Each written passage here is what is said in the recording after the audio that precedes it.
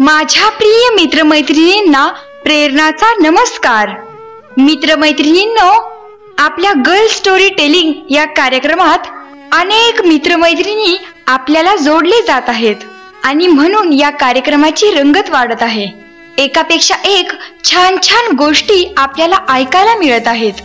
अशा छान छान गोष्टी आपल्याकडे पाठवणारे मित्र, मैत्रिणी, गुरुजन वर्ग, पालक आणि अधिकारी सुद्धा या कार्यक्रमात सहभागी होत आहेत आणि त्यामुळे या कार्यक्रमात विविध कथा सांगण्यासाठी मलाही अत्यानंद होत आहे.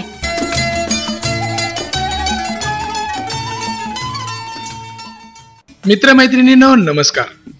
मित्रमैत्रिणींनो, आपण अनेक दिवसांपासून गर्ल स्टोरी टेलिंग प्रोजेक्ट या कार्यक्रमाअंतर्गत नानाविध प्रकारच्या हिंदी, मराठी, इंग्रजी अशा कथा ऐकत आहात आणि निश्चितपणानं त्यातून बोधही घेत आहात.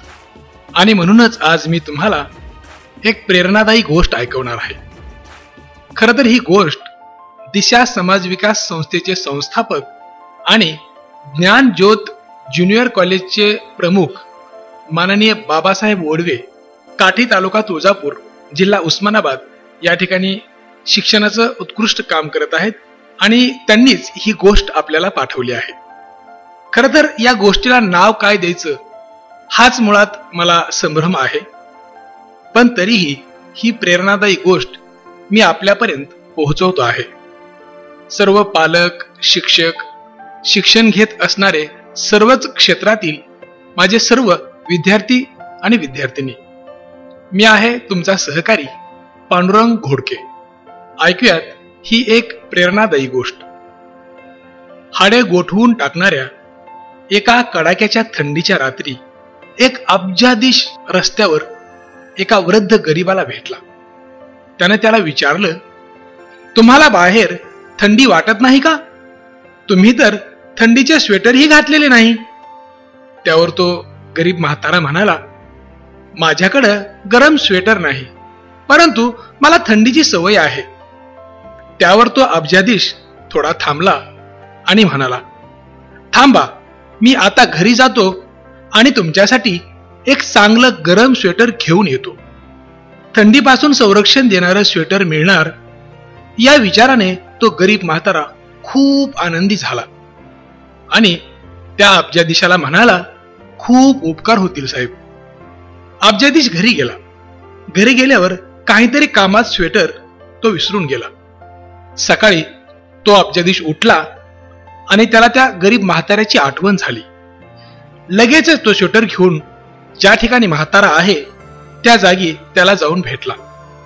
परंतु रात्रभर लागलेल्या कडाक्याच्या थंडीमुळे तो म्हातारा जागीच मरण पावला होता. अब्जाधीश माणसाला त्याच्या प्रेताजवळ एक चिठ्ठी दिसली. त्याने ती चिठ्ठी वाचली.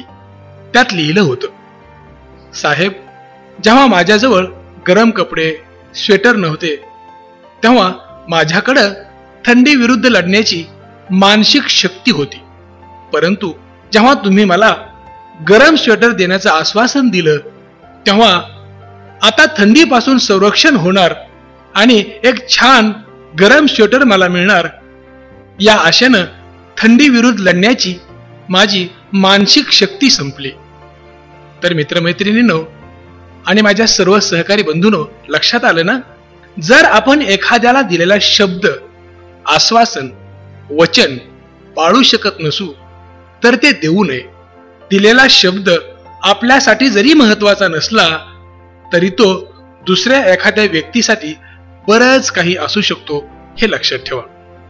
मला खात्री आहे आजची ही गोष्ट तुम्हा सगळ्यांना निश्चित आवडली असेल.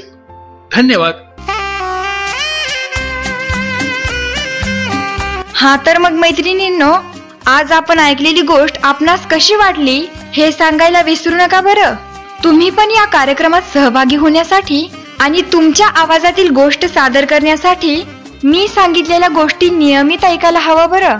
आपण सर्व मित्रमैत्रिणींना एकत्र आणण्यासाठी आणि आपला आवाज सर्वांपर्यंत पोहोचवण्यासाठी मी आरती नाईक चेंज मेकर यांची शतशः आभारी आहे. धन्यवाद.